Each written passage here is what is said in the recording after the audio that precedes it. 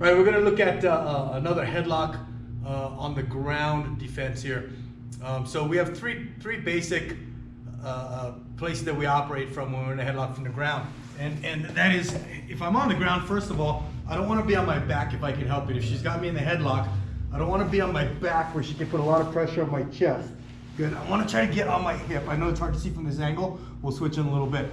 But the three basic positions here for me that I have to worry about are either she's driving back and kind of leaning on me, putting pressure on my neck and face, or she's leaning forward this way and making it hard for me to take her backwards, or she's very neutral and good at controlling her body weight, in which case we'll do a drill to make the move in a second. So this one is weight back. She's pressing down into my chest. And my basic position is going to be, like I said, on my hip. My bottom arm is going to suck in as tight as it can go. I don't want to leave this arm out here and give her an opportunity to attack it. So I'm going to tuck it in tight, keep my elbow in it, help it create space and leverage as well. My top arm is going to frame across the chin and neck.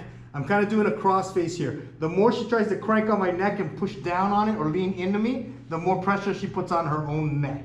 I keep my chin tucked for safety, and this is my basic frame position. Now, remember, she's leaning back into me onto my chest, so pushing her forward is going to be more difficult. I'm going to now take her backwards. I'm going to use this same framing hand on a shoulder or on her face, much like headlock from the side standing. And I'm going to move my hips out of the way and take her head to where my hips are. To that position.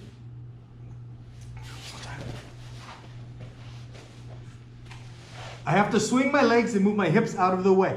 I'm going to assume that the attacker is going to hold the headlock all the way through and not let go just because I've changed our positions. So talk about that in a second and we'll rotate. But again, I'm going to show you, I'm going to hook the face, grab the hair, maybe the far shoulder, and I'm pulling down to where my hips are now. I swing my legs to get my hips out of the way and we end up here.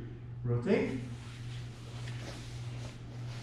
Once I land, I keep this frame on the cross face and I post my hand out because the attacker is likely to keep pulling me this way and we could just roll over and end up right back in the same position we were. So I post my hand and I keep my frame. From here, I'm delivering knees to the head, knees to the back. I'm striking with my knees as I keep this frame. I can hammer fist and elbow here as well, but if I drag the head back and knee strike the base of the skull, it's a really good combative from this position.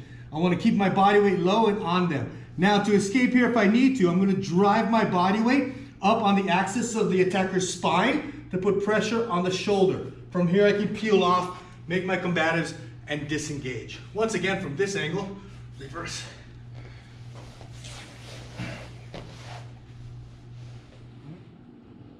So again, I'm going to take her face or her shoulder to where my hips are, getting my hips out of the way, but kind of swinging my legs and coming up onto my stomach. I'm going to go slow. Posting out, cross facing here. Striking with knees, hammer fist, elbows, drive into the shoulder to break that hold, and escape and disengage.